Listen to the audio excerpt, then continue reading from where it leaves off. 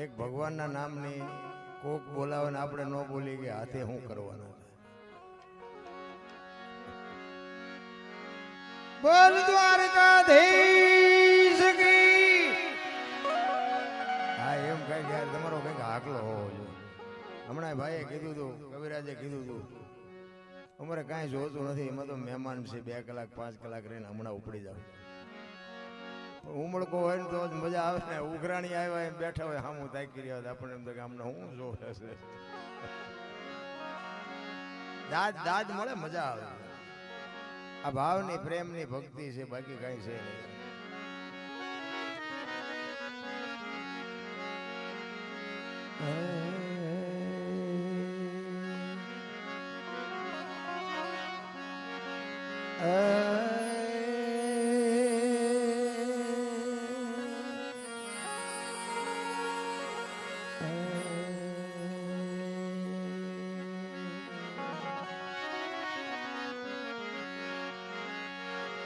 પેલું નામ પરમેશ્વર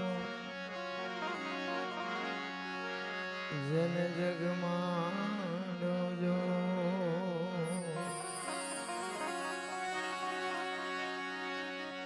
નરમુરા ગમજે નહીં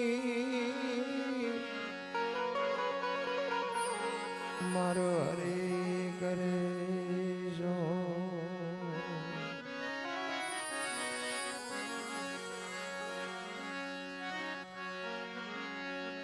સદગુરુ ના ચરણે નમો. એ માંગુ પ્રેમ પ્રસાદ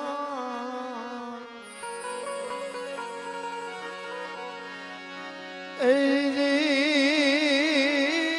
દયા કરી દીજો. તો હરિ રસ અમૃત સ્વાદ.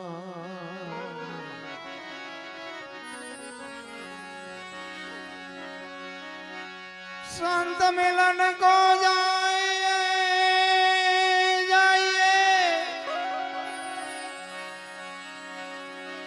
तजमान मोय भीमा.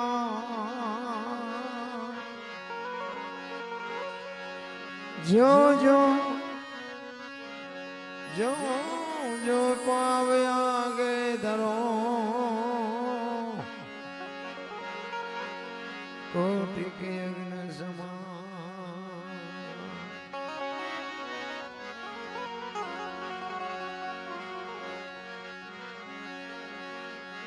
सदगुरु ना वखाण शू करूं मुखती कहूं तो माफ ना आवे. इंद्र कुबेर जनो पार न पावे. चार वेद जना गुण गावे. अगम घर माया पे रमी रया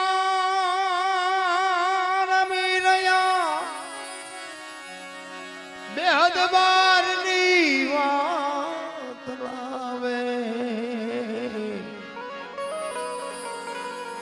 દાસ સમાને સ્વામી ફૂલગર મળ્યા. ચરણ પ્રતાપ દેઈ ગુણ ગાવે. ચરણ પ્રતાપ દેઈ ગુણ ગાવે.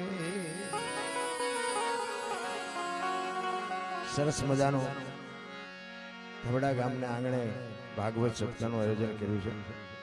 સોલંકી પરિવાર ને દિલથી સલામ કરું છું. ખરેખર આવા ભગીરથ કાર્ય કરવા ધન્યવાદને પાત્ર છો. ભાગવત એટલે છે ને ભાગવત એટલે ભ એટલે ભક્તિ, ગ એટલે જ્ઞાન, વ એટલે વૈરાગ અને ત એટલે તરવું. આ સમજણ હોય ને તો ભાગવત. ભજન છે ને ભજન આ બધું હમણાં આ બધું છે ને મજા આવે એટલું જ. બાકી સમજાતું કાંઈ છે જ નહીં, કોઈને સમજાતું નથી. આ હું એક તમને વાત કરું કે આ બધું કરવું શું કામ પડે છે? આ બધું શું કામ કરવું પડે છે? આખી દુનિયા ભક્તિ કરે છે ને, શું કામ કરે છે? કે ભગવાન મેળવવા. ઘણા એવું કહેતા હોય કે ભાઈ ભગવાન માટે. તો હું એમ કહું છું કે ભગવાન કદાચ તમને ભેગો થઈ જાય, હાલો રામા પીર આવે કે કૃષ્ણ પરમાત્મા આવે કે રામ આવે કે શિવ આવે, તો એની પાસેથી માગવાનું શું છે? શું તૈયારી શું કરી રાખી છે ખબર છે? કદાચ અહીંયા તમે બહાર નીકળો ને હાલો કદાચ કૃષ્ણ પરમાત્મા હાથમાં વાંસળી ને મોર પીસ લઈને આમાં મળે, બોલ તું મને આરતી થી હું મારી વાંહે રેડું પાડતો, બોલ હું જોઈ છે.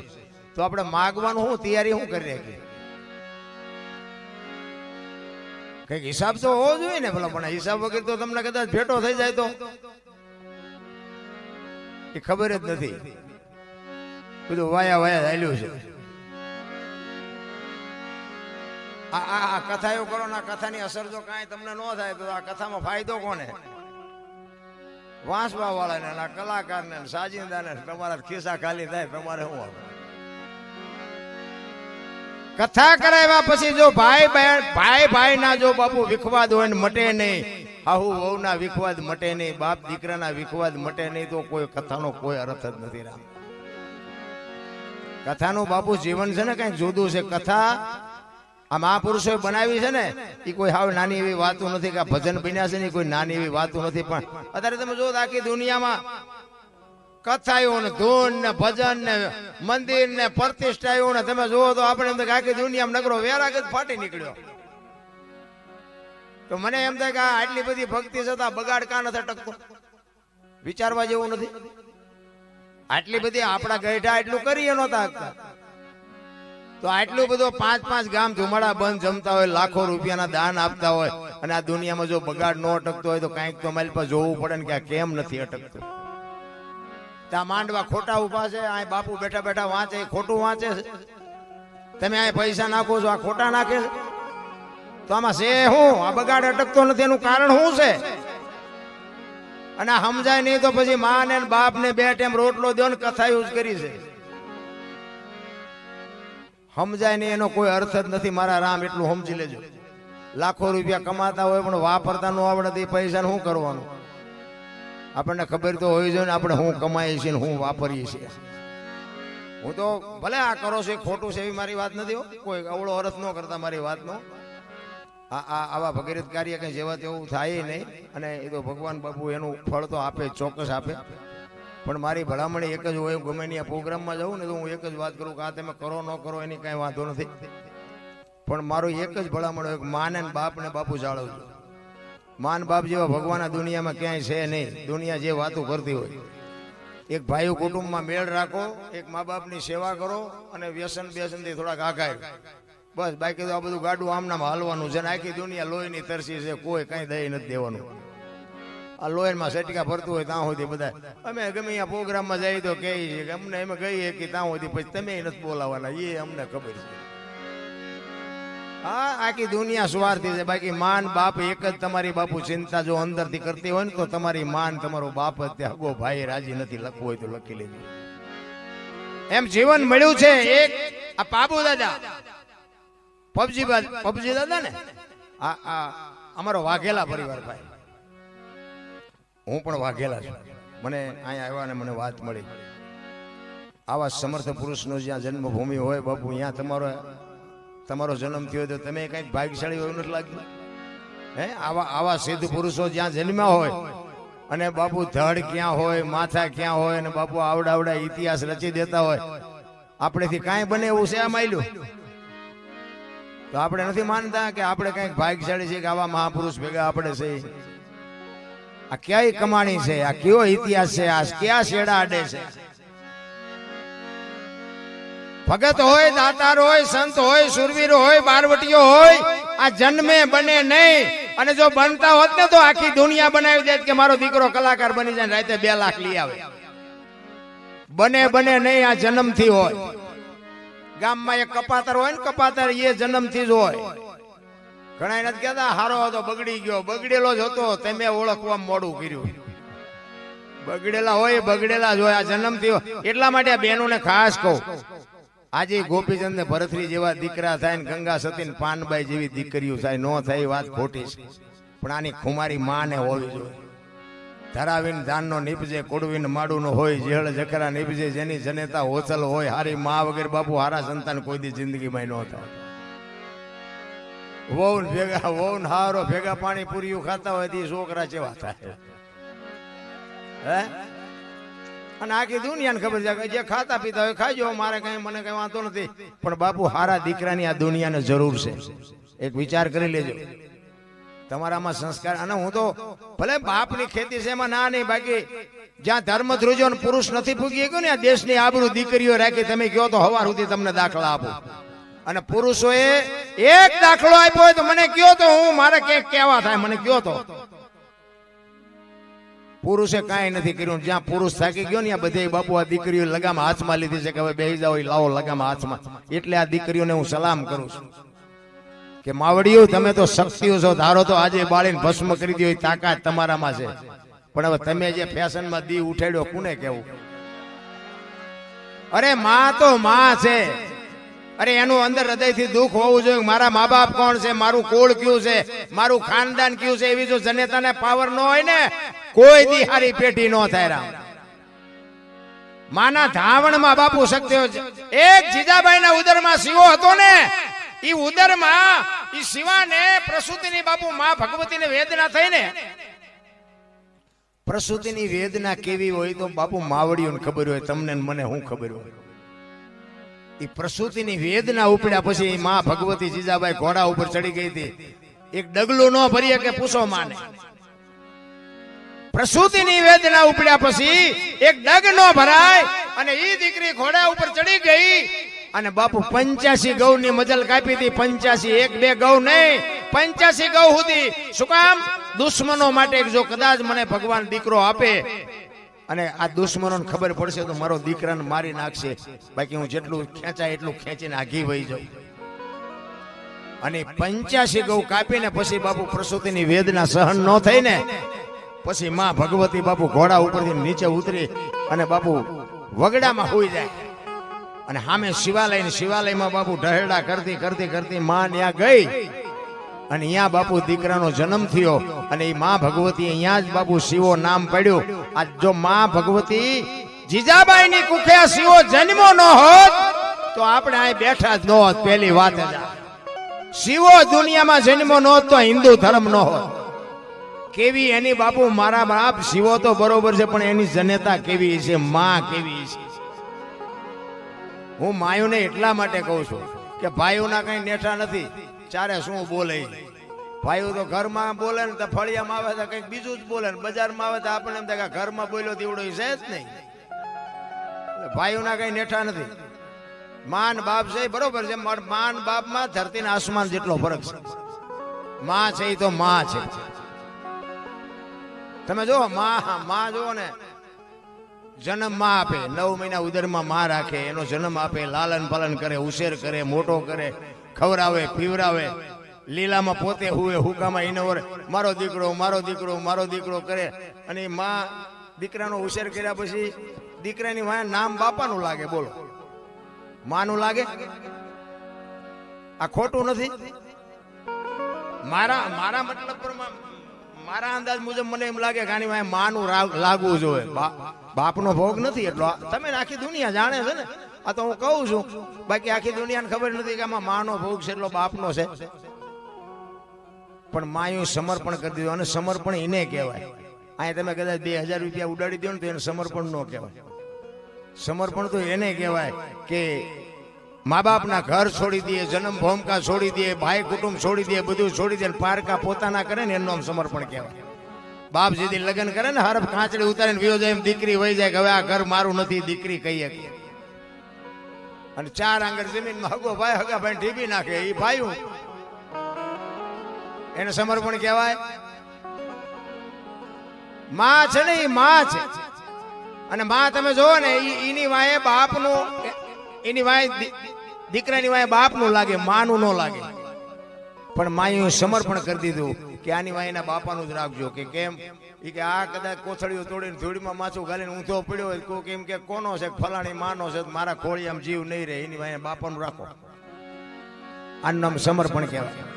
અને હારા દીકરા છે ને એની વાય માનું લાગે તમને ન ખબર હોય તો કહી દો.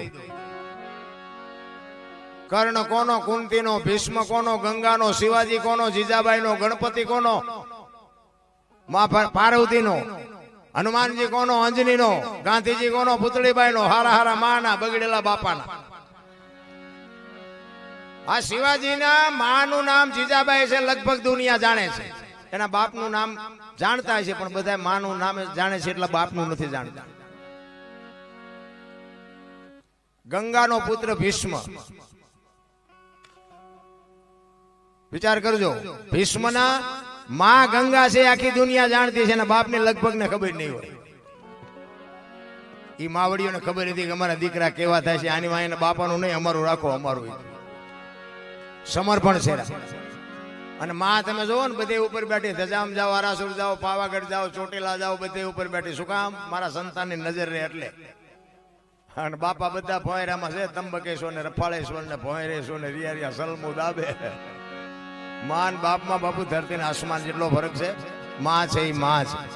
પણ મેં કીધું એમ કઈક આપણે વિચારવાની જરૂર છે. આવા ધર્મના કાર્ય થાય અને જો બાપુ આ બગાડ અટકે નહીં તો કઈક આમાં હું તમે વિચારી તો જ કઈક આનો છેડો આવે. બાકી તો કઈ એક વ્યક્તિથી આ કઈ પતે એવું નથી. એટલા માટે કઈક આપણે વિચારવું જોઈએ કે આ બગાડ અટકતો કાં નથી ને બગાડ વધતો. ભલે હું કહું ઘટે નહીં તો કઈ નહીં, પણ ઉભો તો રહેવો જોઈએ, પણ ઊભું નથી રહેતું. કૃષ્ણ પરમાત્માનો ઇતિહાસ બાપુ આ ભાગવત છે, કૃષ્ણ પરમાત્માનો ઇતિહાસ છે. રામકથા છે, રામનો ઇતિહાસ છે. ગ્રંથો 4 વેદ, 6 શાસ્ત્ર, 18 પુરાણ, 108 ઉપનિષદ, નિચોડ બાપુ આ ભજન છે. પણ આને આપણે સમજવાની વાત છે. મારો કહેવાનો મુદ્દો મહાપુરુષોએ તમને મને આપીને દીધું છે એ બરોબર છે. પણ હવે આનું આપણે મંથન કરીને આપણા ઘરમાં જો આપણે રામ જેવા દીકરા ન હોય, સીતાજી જેવી દીકરી ન હોય તો પછી આ કથાઓનો અર્થ શું? કહેવાનો મારો મિનિંગ ઈ છે કે કેવા દીકરા હોય, કેવા ભાઈઓ હોય, કેવા માવતર હોય, કેવી બહેનો હોય. આ જોવું હોય કે રામાયણમાં જોવું અને રડેલું ન ખાવું હોય મહાભારતમાં જોવું. મહાભારતમાં ઈ જ થયું ને. મહાપુરુષો તો એમ કે છે કે એક એકના હાથમાં 10 હાથીનું ભુજા બળ હતું. તેમને ઉપયોગ શેમાં કર્યો? ભયું મારવા. એટલે શું સારું કર્યું? કાંઈ છે નહીં બાપુ ઝઘડામાં. મેં બહુ કર્યા. હા, મેં આ જેસલ કરતા મારો ઇતિહાસ ખરાબ છે, તમને જે લાગતું હોય. અને હું ખટારાનો ડ્રાઈવર હતો, 20 વર્ષ મેં ખટારો હાંક્યો. ખટારાનો ડ્રાઈવર તો 19મી કોમ નો કહેવાય. પણ આમણે મેં કીધું ને સિદ્ધાંત બાપુ જીવનનો હોવો જોઈએ. હિન્દુસ્તાનના રાજ્ય જેટલા છે ને એ બધા જોઈ લીધા મેં. પણ કોઈ એમ કે દરબારે દારૂ પીધો તો પરમાટી ખાધી દીધી, 5 લાખની શરત મારીને આવજો, હું પુરવાર કરી દઈશ. બાપુ એવી ખુમારી જોઈએ કે મારો બાપ કોણ, મારું કુળ કયું, મારી ખાનદાની શું છે.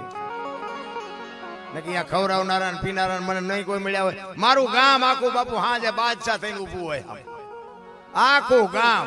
પણ આપણી ગેરંટી જોઈએ કે આપણી બજાર નહીં આવવાનું, મહેરબાની કરી. નગર હું કાયમ 24 કલાક નશામાં જ હોઉં છું. કહેવાનો મારો મિનિંગ એ છે કે તમને તમારા કુળની, તમારા ખાનદાનીની જો ખબર ન હોય, કુળ કોઈ બી હોય, સમાજ કોઈ બી હોય, કહેવાનો મારો અર્થ એ છે કે કાંઈક મા બાપના કુળ નહીં કે આપણા કુળ નહીં. આ સોલંકી પરિવાર છે તો અમે સોલંકી છે એમ તમે બાપુ ખુમારીથી ક્યારે કહી શકો? તમે રહ્યો એવી રીતે કોકના ખિસ્સા કાતરી, તમે પછી એમ કહો ભાઈ ખિસ્સું કાતરી લીધું, સોલંકીનો દીકરો ખિસ્સું કાતરી લીધું, એમ નામ રે? અરે કોક ભૂખ્યાને બાપુ પેટ ભરાવીને પછી એમ કહે હું સોલંકીનો દીકરો, રાંકાને કોઈ દી ભૂખ્યાને હું ખાવા ન દઉં, એવું બને ને એવી ખુમારી જોઈએ.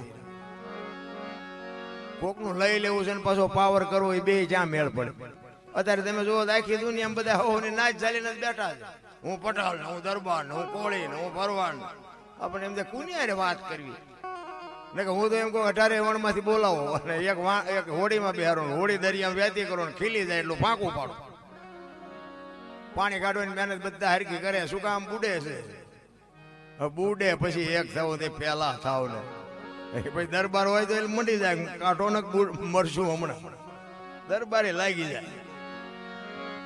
કૃષ્ણ પરમાત્માનો બાપુ આ ઇતિહાસ, એનો એક તમને દાખલો આપો. કૃષ્ણ પરમાત્માને સુદામા ઉજ્જૈનમાં બે શાંતિપની ઋષિના આશ્રમમાં ભણ્યા.